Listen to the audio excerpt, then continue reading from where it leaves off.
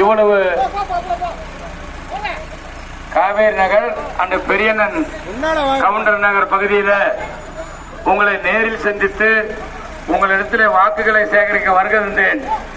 இவ்வளவு வெயிலும் பொருட்படுத்தாமல் உங்கள் வீட்டு பிள்ளையாக என்னை எண்ணி இங்கே ஆராய்ச்சி எடுத்து மலர் தூவி வரவேற்பு கொடுத்த அத்தனை தாய்மார்களின் பாதங்களிலே முதலில் தொட்டு வணங்கி நன்றி தெரிவித்து இந்த சிறப்பான வரவேற்பை இங்கே ஏற்பாடு செய்த அனைத்து இந்திய அண்ணா திராவிட முன்னேற்ற கழகம், பாட்டாளி மக்கள் கட்சி, பாரதிய ஜனதா கட்சி இங்கே அத்தனை நிர்வாகிகள் உங்களையும் சிறியவர்கள் பெரியவர்கள் இருந்தாலும் உங்கள் பாதங்களை தொட்டு வணங்கியும் இந்த சிறப்பான ஏற்பாடு செய்து தலைமை தாங்கி நடத்தி கொண்டிருக்கின்ற மேட்டூர் நகர கழகத்தினுடைய செயலாளர் அண்ணன் சரவணன் அவர்களே, தலைமை செயற்குழு உறுப்பினர், முன்னாள் நகரமன்ற தலைவர், மாவட்ட மகளிர் அணி செயலாளர் அண்ணன் அக்கா லலிதா சரவணன் அவர்களே, இந்த இனி நிகழ்ச்சியை முன்னிலை பொறுப்பேற்று இங்கு என்னோடு வருகை தந்திருக்கின்ற முன்னாள் நகர கழக செயலாளர், கழகத்தினுடைய அமைப்பு செயலாளர், முன்னாள் மாநிலங்களவை உறுப்பினர் அண்ணன் சந்திரசேகர் அவர்களே, இங்கே வருகை தந்திருக்கின்ற இந்த வட்ட கழகத்தினுடைய ஆற்றல் மிக்க செயலாளர் அவர்களே, பாட்டாளி மக்கள் கட்சியினுடைய நகர மாவட்ட நிர்வாகிகளே, பாரதிய ஜனதா கட்சியினுடைய தொகுதி அந்த நகர கழகத்துடைய நிர்வாகிகளே, உங்கள் அத்தனை பேர்த்த பாதங்களை தொட்டு வணங்கி எனக்கு உங்களது பொன்னான வாக்குகளை இரட்டை இலை சின்னத்திலே வாக்களித்து என்னை வெற்றி பெற செய்யுமாறு உங்கள் பாதம் பணிந்து கேட்டுக்கொண்டு இங்க நான் வந்த உடனே இங்க நம்முடைய நகர செயலாளர் அண்ணன் இங்கே கோரிக்கை வைத்தார்கள். அவர் சொல்லி முடிச்ச உடனே இங்க இருக்கிற நம்முடைய கழக நிர்வாகிகள் பொதுமக்களும் கோரிக்கை வைத்தார். இந்த பகுதியில் தண்ணி நிறைய சரியாவே தண்ணியே வரதில்லைன்னு சொன்னாங்க. ஆமா, நான் அந்த தண்ணி வரத்துக்கு நான் ஒரே மாதத்துல நடவடிக்கை எடுக்கிறேன். இந்த குடிநீர் பிரச்சனை தீர்ப்பதற்கு ஒரே மாதத்துல குடிநீர் வடிகாலினுடைய அதிகாரிகளையும் இங்க இருக்கிற நகராட்சியினுடைய அதிகாரிகளும் அழைத்துக் கொண்டு வாட்டர் போர்டுடைய சேலத்தில் இருப்பார்கள், அவர்களையும் அழைத்துக்கிட்டு வந்து இங்க வந்து இந்த குடிநீர் பிரச்சனை தீர்த்து வைப்பேன் ஒரு முதல் உத்தரவாதத்தை உங்களிடத்தில் நான் கொடுத்துறேன். என்னை பொறுத்த வரைக்கும் எனது மனைவி 2001 சேலம் மாநகராட்சியில் கவுன்சிலர் 5 ஆண்டு காலம், 2006 இருந்து 11 வரைக்கும் நான் சேலம் மாநகராட்சியில் கவுன்சிலர் அந்த எதிர்கட்சி தலைவராக சிறப்பாக பணியாற்றி சேலம் மாநகர மக்களுக்கு அடிப்படை வசதிகளை நான் நிறைய செஞ்சு கொடுத்திருக்கிறேன். அதன் பிறகு தற்பொழுது கூட என்னுடைய மகன் சேலம் மாநகராட்சியில் கவுன்சிலராக இருக்கிறார். நான் 2 முறை சட்டமன்ற உறுப்பினராக சேலம் மேற்கு தொகுதியிலே நல்ல முறையிலே பணியாற்றி இருக்கிறேன். மக்களோடு மக்களாக எளிமையாக பழகி மக்களுடைய மனநிலையை அறிந்து அவருடைய என்ன கோரிக்கை வைக்கிறார்களோ அந்த கோரிக்கைகளை எல்லாம் நான் ஏற்று, நான் இன்னும் சொல்ல போனா நம்முடைய மாண்புமிகு தமிழ்நாட்டுடைய முன்னாள் முதலமைச்சர், வருங்கால தமிழகத்தினுடைய முதலமைச்சர் அண்ணன் எடப்பாடியாருடன் 25 ஆண்டு காலம் நெருங்கி பழகக்கூடிய அவர் குடும்பத்தில் ஒருத்தனாக இருக்கக்கூடியவன். நான் ஏன் இதை சொல்றேன்னு சொன்னா, இந்த தொகுதியை பொறுத்த வரைக்கும் ஒரு முதலமைச்சர் தொகுதி மாதிரி நீங்க நினைச்சுக்கணும். ஒரு முதலமைச்சர் தொகுதியில் எவ்வளவு அடிப்படை வேலைகள் நடக்குமோ அந்த மாதிரி இங்க நடக்கும். ஏன்னா சேலம் நீங்க வராது யாரும் இருக்க மாட்டீங்க. சேலத்தில் இருக்கிற அத்தனை மேம்பாடும் சரி, சேலத்தில் அத்தனை சாலைகள் விரிவுபடுத்துறதும் சரி, சேலத்தில் அத்தனை டால்மியா போடுறது லைட் அமைத்ததும் சரி, நான் அண்ணன் எடப்பாடி இடத்துல சொல்லி அத்தனையும் நான் செய்து கொடுத்தவன் என்பதை உங்களிடத்துல நான் தெரிவிக்கிறேன். ஏன் இதை சொல்றேன்னு சொன்னா, அனுபவம் கொஞ்சம் இருக்கு. 10 ஆண்டு காலம் எம்எல்ஏ இருந்து சென்னையில இப்ப வாட்டர் போர்டுங்க நீங்க சொல்றீங்க சொன்னா, வாட்டர் போர்டுல போய் அங்க முதன்மை செயலாளர் யாரு, அந்த வாட்டர் போர்டு ஆபீஸ் எங்க இயங்குது எனக்கு நன்றா தெரியும். இப்ப உள்ளாட்சித்துறையில சென்னையில எங்க அந்த உள்ளாட்சித்துறை அலுவலகம் எங்க தலைமை செயலகம் இயங்குது அப்படின்னு எனக்கு நன்றா தெரியும். அப்ப இங்க இருக்கிற அடிப்படை வசதிகளை நான் முதலமைச்சர் அண்ணன் எடப்பாடியார் வீட்டுக்கு அண்ணன் சரவணன், லலிதா அண்ணன், சந்திரசேகரன் நெருங்கி அண்ணனோட இருக்கிறவங்க தான், அவங்க நல்லா தெரியும். நான் இப்ப இங்க இருக்கிற கூட நான் சொல்றது புதுசா இருக்கும். நான் காலையில 5 மணிக்கு போய் அண்ணனை எதிர்ப்புறா நான் பார்க்கக்கூடியவன், நைட்டு 10, 11 மணிக்கு போனாலும் அண்ணனை போய் நான் பார்க்கக்கூடியவன். அப்ப அவர் ஒரு முதலமைச்சராக இருக்கக்கூடிய இடத்துல நெருங்கி ஒரு சட்டமன்ற இவ்வளவு நெருக்கமா இருக்கிறேன்னு சொன்னா, இந்த பகுதியில அடிப்படை வசதியை செய்து கொடுப்பதில் எந்த செய்ய முடியாத பணியில கூட செய்து முடிக்கப்படும் என்பதை நான் உங்களுக்கு உத்தரவாதமா சொல்றேன்.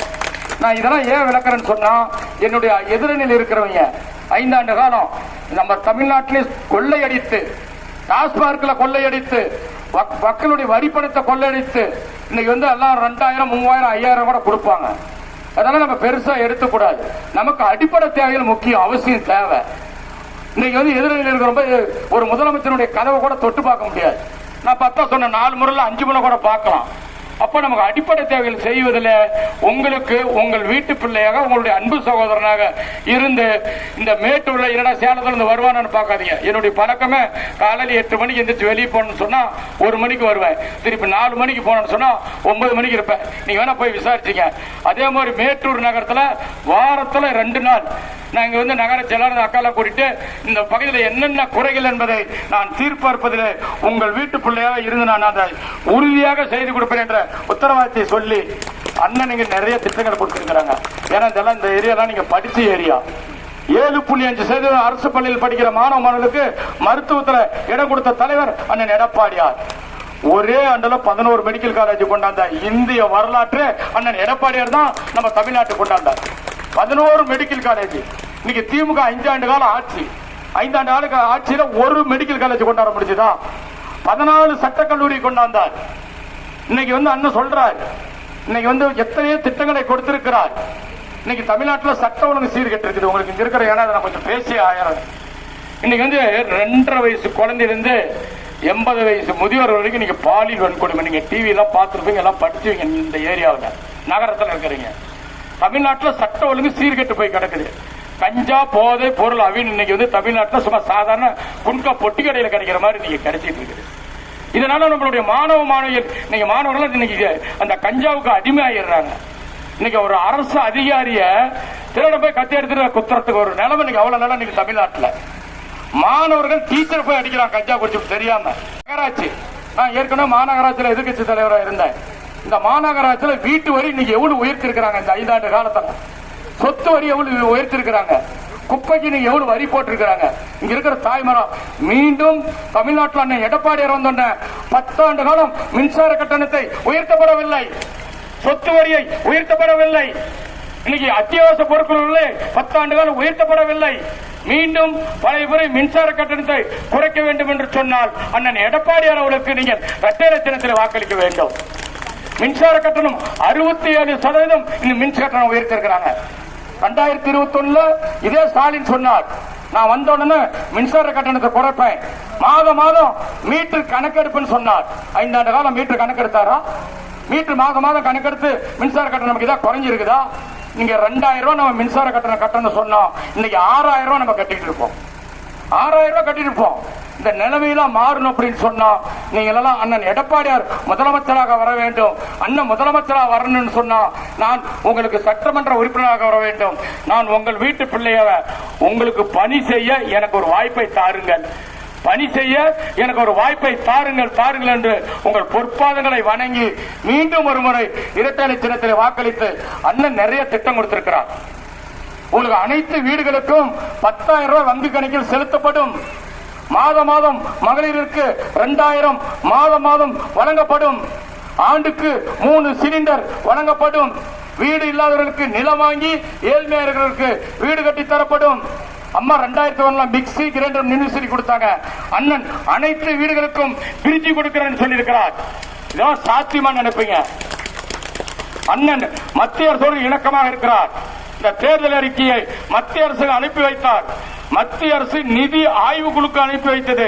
இதெல்லாம் நம்மளுடைய மத்திய அரசு மாநில அரசுக்கு நிதி வழங்கலாம் என்று ஒப்புதல் பெற்ற பின்தான் இந்த தேர்தல் அறிக்கையை அண்ணன் எடப்பாடி அவர்கள் கொடுத்திருக்கிறார்கள்.